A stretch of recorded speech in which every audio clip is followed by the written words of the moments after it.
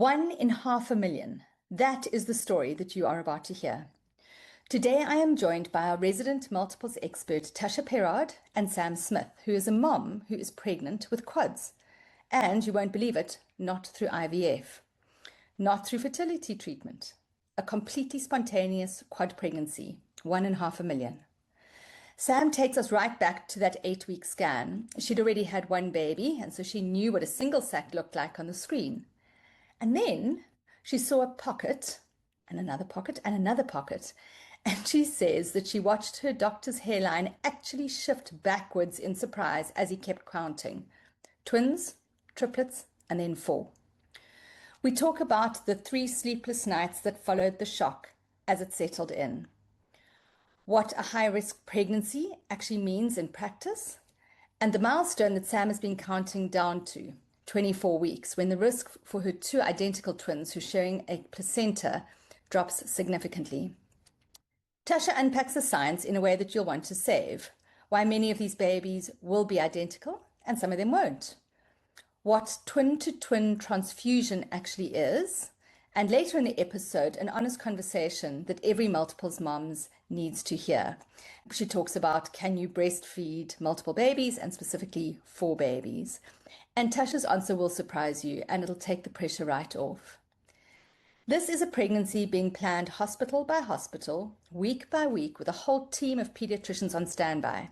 And Sam tells it all with a calm and open voice that will stay with you. Whether you have had one baby or you're about to have multiples, this episode is a reminder that you don't have to do this alone and you don't have to have it all figured out. So if you're enjoying this, please do subscribe and stick around and listen to this amazing episode. Welcome to Sense by Meg Faure, the podcast that brings calm, clarity, and confidence to the parenting journey. I'm your host, Meg Faure, occupational therapist, mom, author, and tech founder, but more importantly, someone who has spent decades walking alongside parents as they navigate the grey, the gritty, and the unbelievably beautiful moments of raising a little one. Parenting is not black and white. It is messy and miraculous in equal measure. And while every family is unique, the experience of becoming a parent is profoundly universal. My why has always been simple: to make this transition feel less overwhelming, to replace uncertainty with clarity, and to help you feel more steady in a season that can really shake your foundations. Each week on Sense, we explore the science behind your baby's development with leading experts. We sit down with real moms to talk honestly about the moments that don't make it onto social media, and we take the latest research and turn it into practical, nurturing sense that you can use in everyday life. So whether you are deep in the newborn haze, chasing after a busy toddler, or simply trying to make sense of it all, you are in the right place. Join us as we take the journey of a lifetime, one conversation, one insight, and one gentle step at a time. This is a very exciting episode because today we are joined by, once again, our resident multiples nurse, Tasha. I think that's what you've become known as, Tasha. You kind of always come into my conversations when I'm chatting to a mom of multiples. So welcome back to you, Tasha. Thank you so much for having me again. And Tasha, today we have got a very special guest because I certainly myself have never spoken to somebody who is in exactly this life situation. It is Sam Smith, and she is a mum to quads. She's pregnant at the moment, and she's got these 4 little babies coming along the way. And Sam, huge welcome to you. Thank you for joining us. Oh, thanks so much, Meg and Tasha. I'm very excited to speak with you and meet you. Excellent, Sam. So I have watched you on Instagram over the last couple of months. And mums, if you do want to follow Sam's quad journey, do go and check out her Instagram. We'll pop her handle into the show notes. And Sam actually reached out to me and she said to me, Meg, being pregnant with quads, it is quite an interesting journey and quite a unique one. And would you like to kind of feature it? And I said, you know what, Sam, that would be absolutely incredible. So today we have got Sam, and we're just going to be talking through, like we normally do with our mums who come in and join me. We're going to talk about the wins, the challenges, and then the questions of the moment. So Sam, let's kick off. Tell us a little bit about your family, about who else is in your family, and how this all arose. Yeah, so it's myself and my partner Jan, and we've been together for 13 years, and just happily living in Cape Town. And we have a son, Teddy, who is about 2, and 10 months. And yeah, he's been our sole focus and pride and joy for the last, almost 3 years. And we've loved parenting and we've just embraced parenthood. And yeah, and then, I just had this feeling. I thought, oh, it's going to be nice to have another little one. And, the feeling would come and go and come and go. And then we thought, okay, it would be nice, if it happens, it happens. And yeah, it is an interesting journey. I remember I started, the same thing happened with Teddy with my first pregnancy. I had this obsession with gardening, and I just was going to the gardening shop, almost every second day and just planting everything, and at the same time thinking about pregnancy. So I always think it's quite an interesting combination.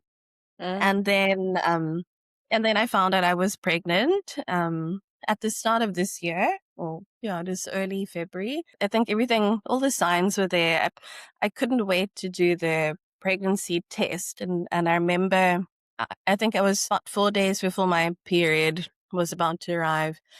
And I thought, let me just do a test. And the line on the little disposable test was really strong. And I thought, oh, wow, that is quite interesting. But anyway, it was a wonderful celebration. We were very happy. And then I had to wait for the 8-week appointment to see my gynae. And yeah, and then we got the news that we were expecting not one baby, but 4 babies. Yeah.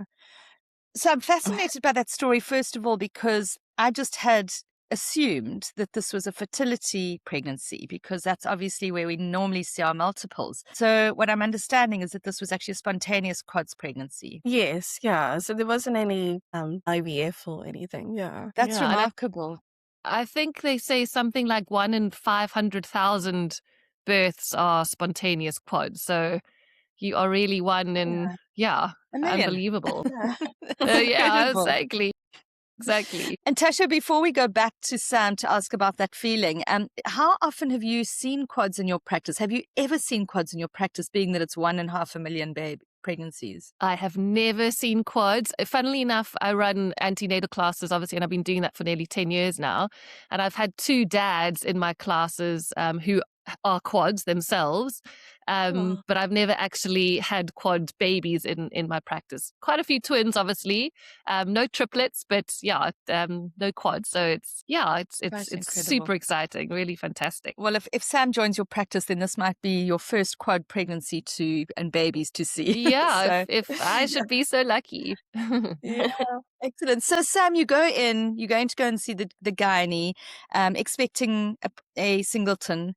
What was that moment like? Was he scanning you and then kind of finding the different sacs, or how did it all happen? Well, I mean, just to backtrack a little bit, I had actually gone to my GP just to do the HCG test, just because she did it with my first child, and I just thought it would be nice to go through the same loops and sort of process. And she also did like an iron test and that sort of thing. And then when the blood work came back, she said, the levels look quite high for the amount of weeks you're at. And she said, maybe it's twins. And then I thought, there's no twins in our family, it's probably not. And, but maybe she was noticing something different or unusual. But so then I sort of put that out of my mind. I was hopeful as well. I think I liked the idea, but also, I didn't think it was possible. But then finally it was the 8-week appointment, and we could do a scan. And also then I was meeting this new gynae who had taken over from the previous one. And so it was all new. And we spoke, and then we did this scan. And I think from my first pregnancy, seeing what it looks, what one sac looks like, I was used to that. And then I immediately saw like all of these little pockets, and I thought, oh, that looks, that doesn't look like what I was used to. And I remember quite clearly, when someone's hairline is just normal, and then the doctor's hairline like shifted a few centimeters back, and he was like surprised. And he said, we said, is everything okay? And he said, yeah, it looks like it's multiples. And we thought, wow, twins, that's, so wonderful and also crazy. And then he said, no, I'm still counting. And then we thought triplets, Wow. but then we were still oohing and eyeing, and I wasn't crying or anything. I think I was just saying, oh my word, oh my goodness, and getting like sort of sweaty palms and stuff. And Jan was also, not sure how to react. And then he said, no, it's 4. And I think it's been such a pattern. Like with us, we were like, oh my word, that it just seemed so obscure and, unheard of and bizarre. Surreal. And yeah, and um it was surreal. And but anyway, and then he confirmed that it's 4 and double checked and everything. And then he said, this is wonderful, and I, congratulated us. And he said, but it is a serious pregnancy, and we're going to have a really nice conversation in the office and just speak over what it means. And um yeah, so he was really gentle and happy, but also guided us through, the shock. And um yeah, so it was an interesting day. And I remember Jan, my partner, his family is in Germany. He's German, so he really wanted to tell. We decided that we would share the news really early on, just because it was so big to carry on our own. And so we did lots of video calls on that day, and yeah, for the next 3 nights we just couldn't sleep. I think we were so overwhelmed, and I look back and think, that was actually just shock. And yeah. Mm. Sam, you tell the story so beautifully. I mean, I've had goosebumps for most of what you've been saying there. I mean, it is really, I mean, surreal is definitely the word, but to think through the things that must have been rushing through your head. I mean, I guess everything from health to finances. I mean, what Yeah. steps are you going through in those first 24 hours as you start to process what's coming? I remember that my gynae, he did mention, he said this is a high risk pregnancy, and then I wasn't sort of scared of that term or too worried, but I think there's more about what does high risk exactly mean, and doing our own research, and yeah, sort of trying to ease into it. And it's with the internet you can quite quickly just read or hear about all of the really scary things. Um, but I think in the first few weeks we sort of we were just trying to keep it together and celebrate the news, and then thinking about I think work and how to care for, it's going to be 5 children, and Teddy will be 3, but 5 little ones, and what it's going to be like. And I think probably the one thing that worried me was the sleep deprivation, and just thinking about the newborn nights. And um Yeah. but I think we were in it to win it from the beginning. Yeah. And Fantastic. Jan was and it still is so positive, and really, yeah, he's been great to go on this journey with. It's amazing, really incredible. Tasha, I mean, how different is a four baby pregnancy, and what are your thoughts? So, I mean, when I was chatting to Sam just briefly before we started, one of my first questions was, are they fraternal? Are some of them identical? Are some of them sharing a placenta? Do they have their own sacs and their own placentas? Sam, I mean, I don't know if you want to just share kind of what they are, and yeah, just to give us an idea of what you're having. But obviously it all depends on what kind of twins they are. And obviously some twins are more kind of high risk than others. So Sam, I don't know if you wanted to share with us what kind of twins they are. Yes, so there are 3 placentas, and so um 2 of the babies are in the same sac, sharing the same placenta, the monochorionic twins. And then the other 2 each have their own sac and their own placenta. And yeah, I think in that first appointment, the doctor he told us that. And then, yeah, from early on, we were told that, especially the monochorionic twins, those are the ones to watch out for. And, And there was lots of checks on those too, and making sure that the growth rate was equal or is still equal, and And all has the it things been equal so far? yeah, we've been so lucky. It's still equal. They've all, I mean, with like maybe a few grams according to the ultrasound, but they've all grown really according to the gestational week. They're matching what they should be at, and so it's quite amazing that all four of them are growing equally well. That is fantastic. That is really, really Yeah. fantastic. Tasha, for those of us who are a little bit more lay people when it comes to all of these terms, can you explain a little bit? Does it mean that the two who's sharing a placenta are going to be identical and the other ones are going to be unidentical? How does that all work? And also, what is the risks that come with a single? And also, what are the risks that come with a single placenta? Yeah. So, the two little ones who're sharing a placenta and are in the same sac, those are going to be identical, from my understanding. And obviously, if they're sharing a placenta, there's something called twin-to-twin transmission, whereas potentially sometimes the one grows a lot faster. It's almost like the one baby's taking more of the kind of placental nutrients, I guess, and obviously all the oxygen and the blood flow, whereas the other one potentially has a slower blood flow and doesn't grow as fast as the other. So, yeah, as I said earlier, it's fantastic that actually the two are growing equally, which is really wonderful. And then the other two have got their own sacs and their own placentas, so they won't be identical. So there's going to be two potentially who will be identical, and then the other two who will be very different potentially. So Fascinating. yeah. Yeah. So, I mean, is that correct, Sam, in the fact that the one egg split? So you produce 3 Yeah. eggs and then the one split. I mean, what are the chances of that? I mean, that is really unbelievable. Yeah, you're right, Tasha. It's just 3 eggs, and as far as I understand and what I've sort of researched is that there's no real explanation for why an egg splits or why, how that Mm. happens. Yeah, I Yeah, think so a it lot of is. people ask, like, is it genetic? Whereas I think the fraternal twins, potentially there's a genetic element to that. They say that it comes down from the mother's line, whereas the identical, that is just a complete, um, just an amazing miracle that happened. So, yeah, really Yeah. is unbelievable. It really is fascinating. So, I guess the question that's going to be burning in everyone's mind is how far along are you now, and what has the journey been like since that scan? Yeah, so I'm 23 weeks now.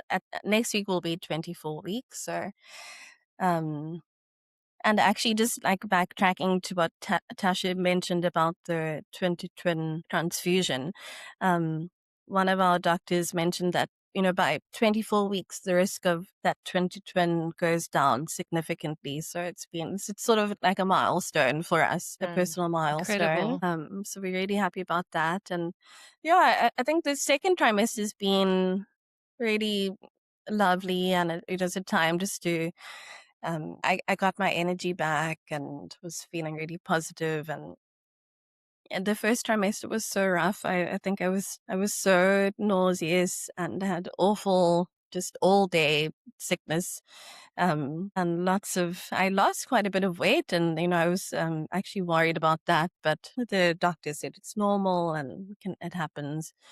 um but yeah, so and I was worried that it wouldn't go away, but thankfully it did. And yeah, but so the first trimester, I just had no energy, and we actually had quite a few visitors from overseas staying with us, and I was just lying on my bed and trying to survive. And I remember with my first pregnancy, I wasn't. The only thing I would maybe take was Panado, but I remember no, I really needed like a good anti-nausea, and which really helped. I think it got me through those rough days. Um, yeah, and I noticed my belly just growing quickly, and so it was interesting. It's always wonderful to see and take pictures and so on. And at the moment, I feel like especially lying down, I think that my stomach's or the diaphragm sort of is so high, and lying down on my side, it feels like my stomach gets squashed into one little corner, so the nights aren't. I do sleep, but I always have to turn over and swap sides. What is the gynae suggested for you in terms of a nutrition point of view? I mean, the fact that you are growing 4 babies, I mean, your caloric sort of requirements must go up hugely when you are growing 4 babies. Has he recommended going to see a dietitian at all? Or do you feel like have you been kind of concentrating on eating more protein and kind of concentrating on nourishing your body more? Or how have you been managing that? I have asked that a few times, and there was he there was no emphasis on like going to see a dietitian or eating more, but I just felt like it was the right thing to do, and I haven't had a sort of insatiable appetite. I think I'm still eating my normal amount, but I end up feeling fuller for longer. But I'm trying to um up my protein, but sometimes I feel more full, and it's hard to sort of continue eating. Um, but I also know that it's probably going to get a bit harder as the weeks go by to eat more, and Yeah. So you mentioned that magical 24 mark in the pregnancy, which for me was always a thing with all 3 of my pregnancies. I wanted to know that I'd hit 24 weeks because suddenly we know that medical science can take over where we leave off if there was an early delivery, and very successfully nowadays. How late will they let you carry these babies? Have you had some guidelines as to when he's likely to deliver them? And I'm presuming obviously by cesarean section. So we were told, and it's still the same amount of weeks that I could go to 34 weeks. Okay. That's the goal. So that's the main goal, to get to 34 weeks. And then I remember with the first appointment, he said, but they would be ready to deliver from 26 weeks. I think the risk of just going into preterm labor is so high. So that's what we're trying to avoid, but I do understand that it could happen at any time, and whenever we go for an appointment, we sort of ask for an update, but it's definitely a moving target. And but then he mentioned that the hospital that he's connected to, that we had our first child in, would be a bit or too small. The NICU is too small, and I understand that you need such a big team of peds and neonatologists and so on. And so there's a wide variety of hospitals involved now. So if I had to give birth, I think actually it was like, I know they went according to the weights of the babies, like if they were like between a certain amount of grams or so, like that sort of thing. But I know in weeks, it's like between 22 weeks and 25. And then there's a specialist, I think he's in Bloberg, who delivered a baby at 22 weeks. So that hospital would be ready to sort of, deliver the babies. And then after that, I think 26 to 30 weeks is Vincent Pilati, and then after that, from 30 weeks, it would be the Christian Barnard in the foreshore. So there's quite a few hospitals ready. We were told that I think it would be a hospital's worst nightmare for me just to arrive unannounced in the middle of the night and say, we haven't closed. And And So- Tasha, tell me, when Sam gives birth, will there be a pediatrician per baby in the room? I mean, when you say there's going to be a team, is that typically what happens, or is there still only just one ped? So my reference point really only is for twins, and with twins, there's only one pediatrician. So with a cesarean section, you potentially might have 4 midwives present. And each midwife, they'll potentially be there for each baby, but maybe with 4 babies, there might be more than 2. Yeah, definitely at least 2 pediatricians, 2 to 3 pediatricians. Is that, Sam, is that what you've been told as well? Yeah, that there'll be, I think multiple, like a little team for each baby that's ready to take them. if they're early and needing to go to the NICU, that the team's ready Yeah, to I think if they're very early, potentially if they need like little breathing tubes down their airways and they're needing assistance breathing, there certainly would be a pediatrician per baby, because you would need to do that almost immediately as the babies are born. So if they were to be born, very, very early and they needed assistance with the breathing, there certainly would be, dream team of pediatricians and on hand. Well, that's where we're so lucky in the private sector in Cape Town. It's just in South Africa, we just have these incredible surgeons We and do. doctors, and it We really do. is Top fortunate. specialists. Yeah, absolutely. So, Sam, as you look ahead now, you are more than halfway through. In fact, you've really only got 10 weeks left, which is unbelievable. What are the things that are stressing you out? I mean, you mentioned one thing already, which is you are concerned about the sleep deprivation. Are there questions and thoughts that are kind of going through your head at this point, on the practical side? Well, I think one of the things I maybe think about the most is breastfeeding. And actually, I fell pregnant with these quads while I was still breastfeeding my toddler. And I mean, it was Through the mostly just miracles. night feeding. Yeah. And then I had to stop. We sort of just weaned. I think he realized, okay, mommy's not feeling so well. And it was just, when I learned that I was hopeful that I could still breastfeed with this pregnancy. But then when I learned that it was quads, I thought, okay, maybe that's not going to be Realistic. the best choice. Yeah. But I so enjoyed breastfeeding, and we also co-slept, and it was, very lovely. But I know that it's going to be very different. I think pumping milk will probably be the best, or I don't know, easiest option. But is there a chance to breastfeed? It'll sort of move along with that journey with full babies, and or would Very, it be very good. too time consuming? Yeah, good practical question. And I'm definitely going to move this one across to Tasha, because this is an area of expertise for her. Tasha, what would you say, and what would Sam be putting in place to get breastfeeding established early? And how do you feed 4 babies? Yeah, I mean, I guess this is a whole other conversation in itself. We can speak for the next hour on this, and there's so many different options and different variabilities. I guess to start from the beginning, it's going to depend when your babies are born. I mean, certainly if they are born very early, it's going to be about pumping and early stimulation of your breasts as soon as possible. So I guess the first thing that you've got to think about is getting a really good pump. We call like a hospital grade pump. So, I mean, that would certainly be your first step. I mean, even if they're born at 34 weeks, potentially you won't be able to put them to the breast immediately. For the first kind of 24 to 48 hours, you'll be hand expressing, and then you'll start using your pump, and then you'll be pumping at least every 3 to 4 hours. The question is, yes, will you make enough breast milk? Obviously you've got 3 placentas, and with the 3 placentas, there are lots of hormones in those placentas. And when you have one baby, when that placenta moves and kind of when the baby's born and after the baby's born, the placenta shears away from the uterine wall, and that signals a very big drop in progesterone in your body.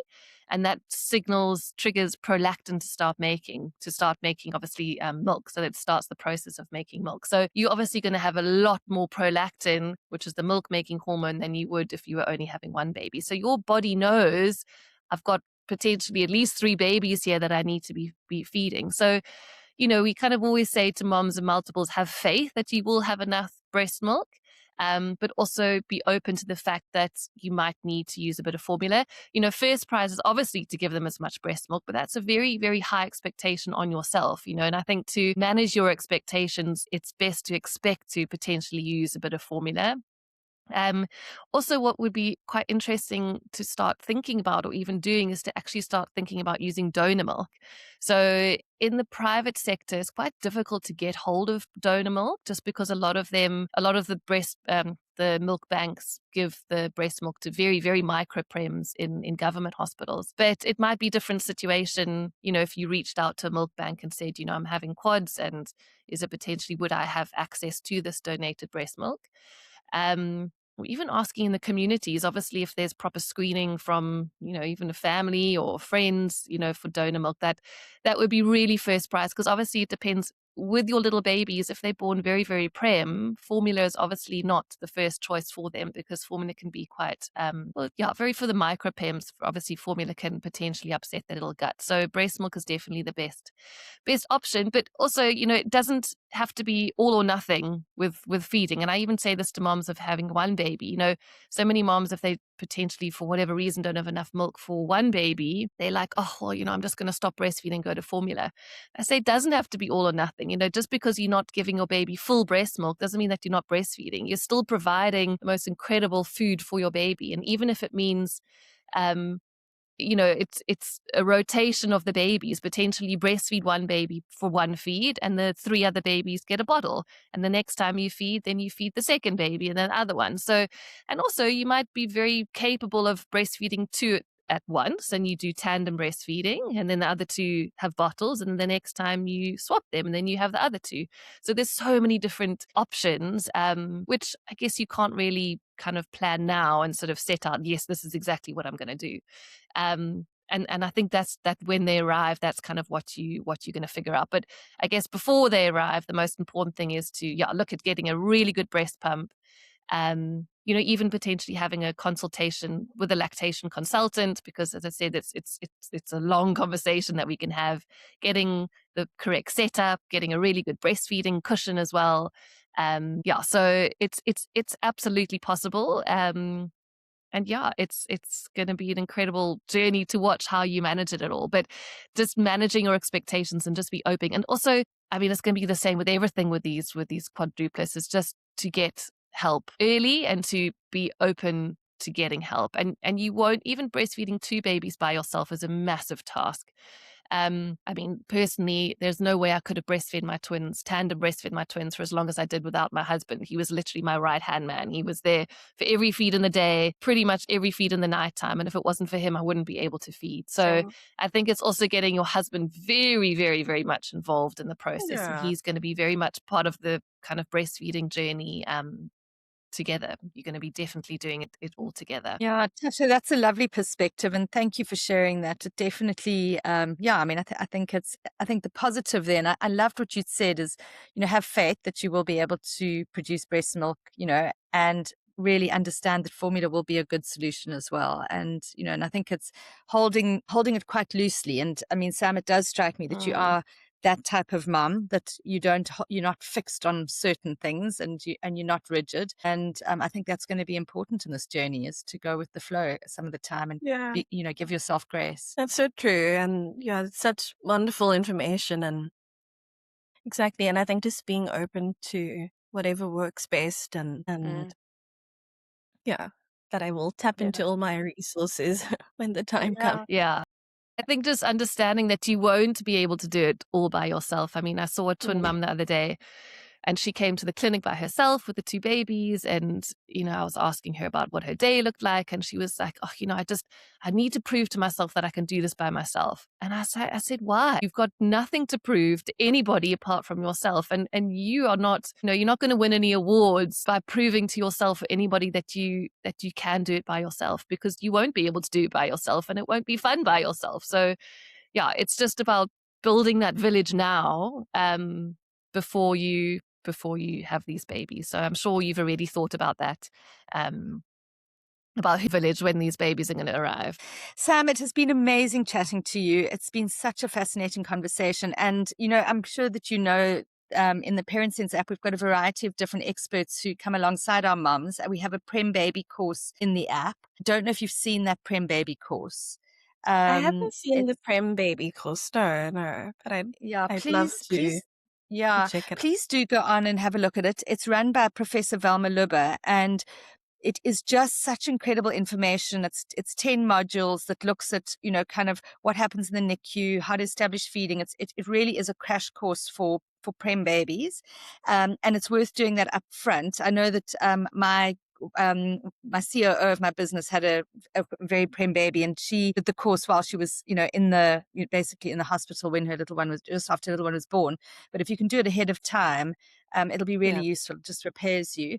And I think maybe what would be lovely is if we do set up a session as you get closer, so maybe in a month's time with Velma, and you can ask a lot of your questions about what's coming, and we can probably get Kath McGaw on as well to chat a little bit about the feeding journey, because she actually works in the Christian Barnyard NICU as the pediatric dietitian there. So she manages all the feeding issues with the very little micro preemies. So she'll probably be your person anyway in hospital. So let's set up a time in a few weeks' time. And I know that the people who listen to this podcast will be fascinated by your journey and will be silently very supportive of you, because we've all been there with one, but doing it with four is a whole nother thing. So we'd love to follow your journey. So much, Meg. And Tasha, it's been so wonderful to speak with you and to share the experience. And I look forward to keeping you updated and speaking to you in a month's time. Excellent. Thank you, Sam. And for those moms who are not able to read the show notes because they're driving in the car while they listen to this, what is your Instagram handle so mums can actually just watch your journey as you go along? It's Sam Smith of Cape Town. That's my Instagram excellent. handle. Yeah. Excellent. Well, we'll all be following Sam Smith of Cape Town now and eagerly watching your journey as your four little ones come along. So thank you for joining us, Sam. And Tasha, as always, thank you to you for bringing some wisdom. I appreciate it. Pleasure. So lovely to meet you, Sam. I'm very excited to share this journey with you. It's going to be wonderful to see how it unfolds. Thank you for joining me today. I hope today's conversation brought you a little more clarity, calm, and confidence on your parenting journey. If you enjoyed the episode, please do share it with a friend who needs to hear it today, and also go and subscribe to the podcast so you never miss out on an episode. I'll be back next week with another episode, same time, same place, and always here to support you. And in the meantime, download the Parent Sense app to take the guesswork out of feeding, sleep, weaning, routines, and everything in between.